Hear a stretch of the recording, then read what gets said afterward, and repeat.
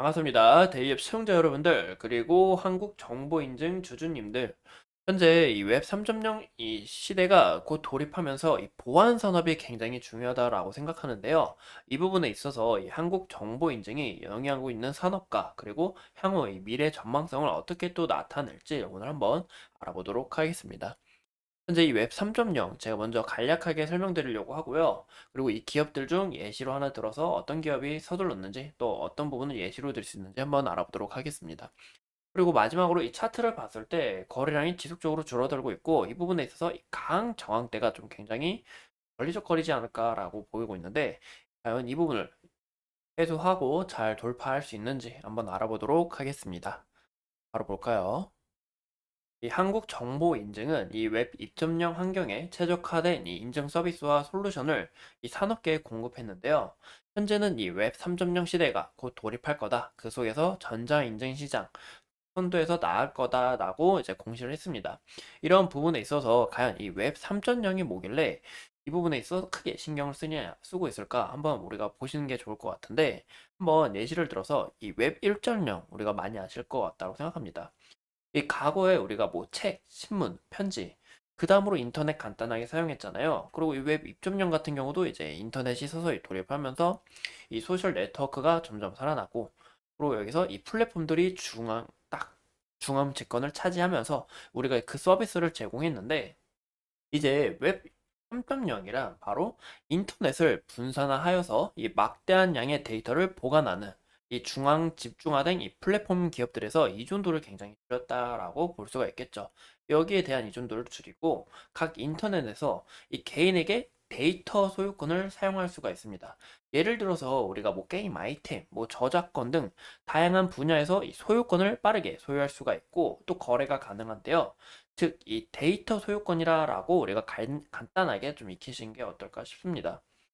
이 작년에 우리가 한번 예시를 들어보면 작년 12월에 이 스타벅스 또한 웹 3.0을 기반으로 한 서비스인 스타벅스 오디세이를 베타 출시했는데 이 서비스에서 최초 한정판으로 이 NFT 인천장이 이 18문 반에 완판이 되어서 굉장히 큰 화제가 되기도 했습니다. 이 점차 이 개인이 주인이 되는 이 사회가 다가오고 있고 웹 3.0 시대에서 먼저 기회를 잡고 나아가는 기업들이 많다라고 볼 수가 있을 것 같습니다.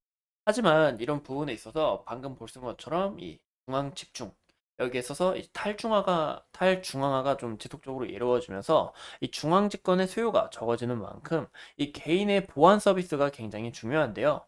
이 보안 서비스 산업은 추후 더 성장할 수밖에 없다라고 이제 생각이 들 수밖에 없는데요. 그 이유가 이제 개인의 데이터가 이렇게 나눠지는 만큼 이 보안 서비스 절차가 굉장히 나중에 추후 긍정적으로 나아갈 기업이다라고 볼 수가 있을 것 같습니다. 이런 부분에 있어서 이 한국정보인증은 이 PKI 그리고 SSL 등 이 생체 인증 서비스 사업을 진행 중에 있으며 이 삼성페이의 지문 인증 서비스도 제공을 하였고 이 STO 관련 테마로도 엮이기도 합니다.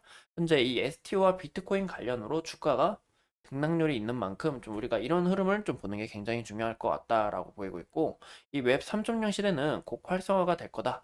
이 가상세계 매출이 좀 얼마 남지 않았다라고 이야기가 나오고 있는데 2020년 이 1,800억 달러에서 2025년 4천억 달러로 더욱 성장할 전망이다라고 내다보고 있습니다.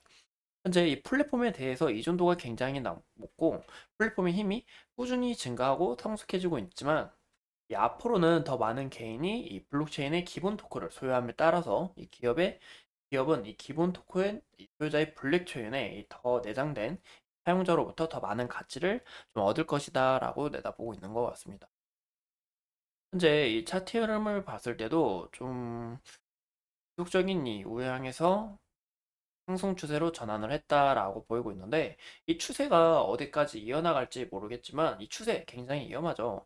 이 추세가 또 좋은 점이 우리가 뭐 이쯤에 탔을 때 지속적으로 수익은 볼 수가 있습니다. 하지만 만약에 이 추세를 이탈 시에는 또 크게 떨어질 수 있다. 이런 부분에서 좀 굉장히 위험한 부분이 아닐까라고 볼 수가 있을 것 같은데요.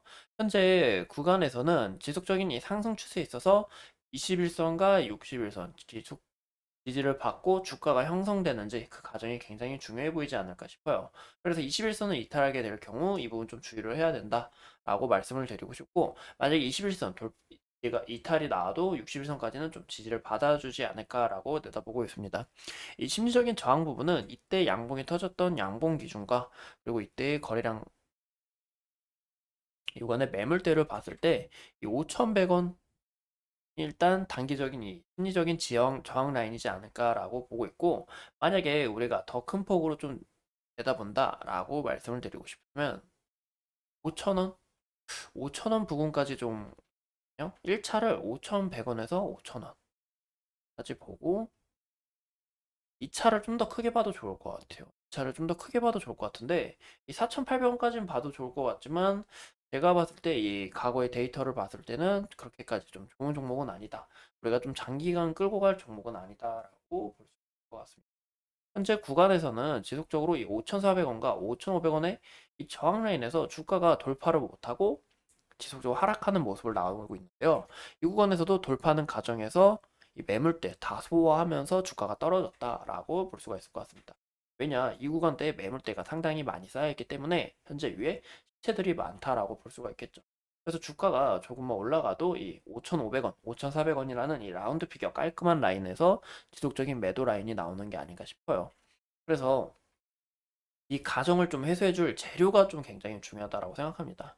이 최근에 이샘 올트만 이 홍채 인식 관련해서도 막 이슈가 나오고 이 보안 사건 추후 재조명이 될 거다라고 좀 생각을 하고 있는데, 이 부분에 있어서 이 앞으로의 주가 흐름은 어떻게 될지 또 어떤 이슈가 나올지 계속적으로 파헤쳐 보도록 하겠습니다.